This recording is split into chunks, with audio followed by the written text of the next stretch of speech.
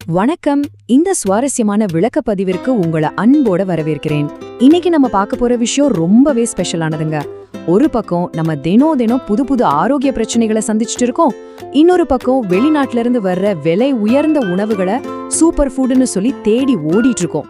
ஆனா இந்த எல்லா மாடர்ன் பிரச்சனைகளுக்கும் நம்ம ஒரு பாரம்பரியத்திலேயே ரொம்ப சிம்பிளான ஆனா செம்ம பவர்ஃபுல்லான ஒரு தீர்வு இருக்கு. அதுதாங்க நாட்டுக்கம்பு. நம்ம உடம்புக்கு அபரிமிதமான எனர்ஜியை கொடுக்கக்கூடிய இந்த மேஜிக் தானியத்தை பத்தி தான் இன்னைக்கு நாம முழுசா தெரிஞ்சுக்க போறோம். சரி, நேரா விஷயத்துக்கு வருவோம். உங்ககிட்ட ஒரு கேள்வி. நம்ம தினமும் தட்டு நிறைய சாப்பிடுற சாதாரண வெள்ளை அரிசியை விட 8 மடங்கு அதிக சத்துக்களை கொண்ட ஒரு பாரம்பரிய தானியம் எதுன்னு உங்களால கெஸ் பண்ண முடியுதா? வேற எதுவும் இல்ல, நம்ம கம்பு தாங்க. நம்ம கண் முன்னாடியே இருக்கிற இந்த அற்புதமான தானியத்தோட உண்மையான மருத்துவ குணங்களை நாம நிறைய நேரங்கள்ல மறந்துடுறோம். இந்த விளக்கப்பதிவுல நாம குறிப்பா 5 விஷயங்களை பார்க்க போறோம். கம்பு ஏன் சிறுதானிய ராணின்னு அழைக்கப்படுது, இரத்த சோகை மற்றும் சர்க்கரை நோயை இதை எப்படி கட்டுப்படுத்துது, செரிமானம் மற்றும் உடல் குளிர்ச்சிக்கு இதை எப்படி உதவுது, குறிப்பா பெண்கள் மற்றும் தாய்மார்களுக்கு இதோட நன்மைகள் என்ன, கடைசியா இதை எப்படி சரியா பயன்படுத்தணும் அப்படிங்கறத பத்தி பார்க்க போறோம். வாருங்கள் உள்ளே போகலாம்.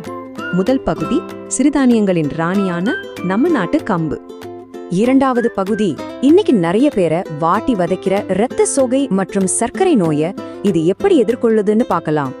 இங்க கவனிக்க வேண்டிய ரொம்ப ஆச்சரியமான விஷயம் என்னன்னா, இந்த 8 அப்படிங்கிற நம்பர் தாங்க. நான் முன்னாடியே கேட்டது போல சாதாரண அரிசியை விட நாட்டுக்கம்பில் சுமார் 8 மடங்கு அதிக இரும்பு சத்து இருக்கு. இது சாதாரண விஷயமே கிடையாது. இந்த அளவுக்கு அசாத்தியமான இரும்பு சத்து இருக்கிறதால உடம்புல ரத்த உற்பத்தியை இது ரொம்ப வேகமா அதிகரிக்கும். இதனால அனீமியான்னு சொல்லப்படுற இரத்த சோகை குறைபாட்டை டக்குன்னு சரி பண்றதுக்கு கம்பு ஒரு மிகச்சிறந்த மருந்து. அடுத்து, சர்க்கரை நோயாளிகளுக்கு இது எந்த அளவுக்கு யூஸ்ஃபுல்னு பார்ப்போம். இதுல லோ கிளைசமிக் இண்டெக்ஸ், அதாவது குறைந்த கிளைசமிக் குறியீடு இருக்கு. அப்படின்னா என்ன?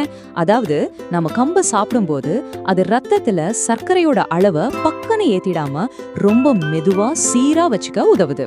அது மட்டும் இல்லாம இதுல நார்ச்சத்து ரொம்ப அதிகம்.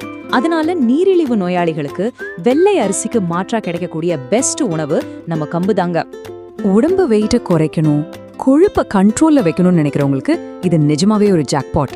கம்பில் இருக்கிற நல்ல கொழுப்புகள் உடம்புல தங்கி இருக்கிற தேவையற்ற கெட்ட கொழுப்பை, அதாவது எல்டிஎல் கொழுப்பை கரைக்க ரொம்ப ஆக்டிவா வேலை செய்யுது. இன்னொரு பிளஸ் பாயிண்ட் என்னன்னா, இதுல ஃபைபர் அதிகமா இருக்கிறதால கொஞ்சமா சாப்பிட்டாலே வயிறு நிறைஞ்ச மாதிரி ஒரு ஃபீல் கிடைக்கும். சீக்கிரம் பசி எடுக்காது. உடல் எடையை மெயின்டைன் பண்ணணும்னு நினைக்கிறவங்களுக்கு இது ஒரு சூப்பரான ட்ரிக். மூணாவது பகுதி, செரிமானம் மற்றும் உடல் குளிர்ச்சி. நம்ம உடம்போட டெம்பரேச்சரை இது எப்படி பேலன்ஸ் பண்ணுதுன்னு பார்க்கலாம்.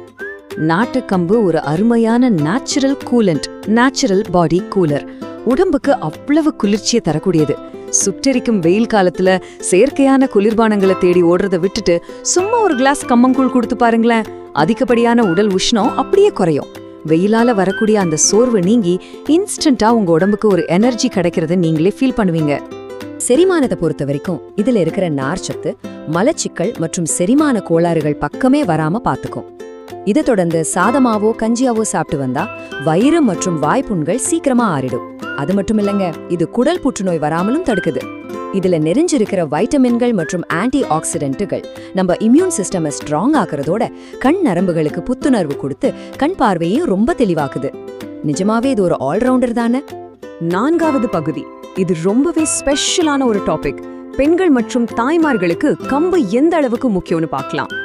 இன்னைக்கு நிறைய பொது தாய்மார்கள் குழந்தைக்கு போதுமான தாய்ப்பால் கொடுக்க முடியாம ரொம்பவே மன உளைச்சலுக்கு ஆளாகிறாங்க.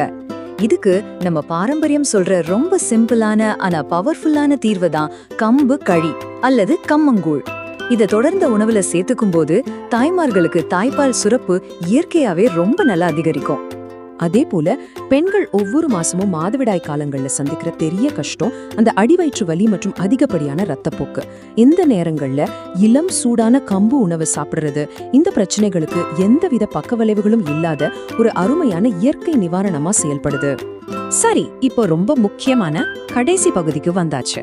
இந்த கம்பைய எப்படி பாதுகாப்பா சரியா பயன்படுத்தணும்னு பார்க்கலாம். ரொம்ப கவனம். கம்புல இவ்வளவு மருத்துவ குணங்கள் இருந்தாலும் இது ரொம்ப குளிர்ச்சியான ஒரு உணவு. அதனால இதை சாப்பிடுற முறை மற்றும் நேரத்துல நாம கொஞ்சம் உஷாரா இருக்க வேண்டியது ரொம்ப அவசியம். மருத்துவ குறிப்புகளின் படி பாத்தீங்கன்னா உங்களுக்கு ஏற்கனவே சளி, இருமல் தொந்தரவோ அல்லது ஆஸ்துமாவோ இருந்தா கம்பு சாப்பிடுறத தவிர்க்கிறது ரொம்பவே நல்லது. அதே போல இதோட அதீத குளிர்ச்சி தன்மையால ராத்திரி நேரங்கள்ல இது ரொம்ப அளவோட தான் சாப்பிடணும். உங்களுக்கு இதோட முழு பெனிஃபிட்ஸும் அப்படியே கிடைக்கணும்னா இதை உங்க காலை உணவாகவோ அல்லது மதிய உணவாகவோ சாப்பிடுறது தான் பெஸ்ட் சாய்ஸ். கண்டிப்பா இந்த விளக்க பதிவு உங்களுக்கு ரொம்பவே யூஸ்ஃபுல்லா இருந்திருக்கும்னு நம்புறேன். இந்த மாதிரி அருமையான பாரம்பரிய மருத்துவ தகவல்கள் எல்லாரையும் போய் சேரணும் இல்லையா? அதனால இந்த பதிவை உங்க நண்பர்களுக்கும் உறவினர்களுக்கும் ஷேர் பண்ணுங்க. அப்படியே லைக் பண்ணி சப்ஸ்கிரைப் பண்ணி வச்சுக்கோங்க. சரி, முடிக்கிறதுக்கு முன்னாடி உங்ககிட்ட ஒரே ஒரு கேள்வி. இவ்ளோ நன்மைகளை தன்னுள்ளே வச்சிருக்கிற இந்த சிறுதானியங்களின் ராணி உங்க நாளைய காலை உணவுல இருக்குமா? கொஞ்சம் யோசிச்சு பாருங்க. மீண்டும் ஒரு நல்ல பதிவுல சந்திக்கலாம். நன்றி.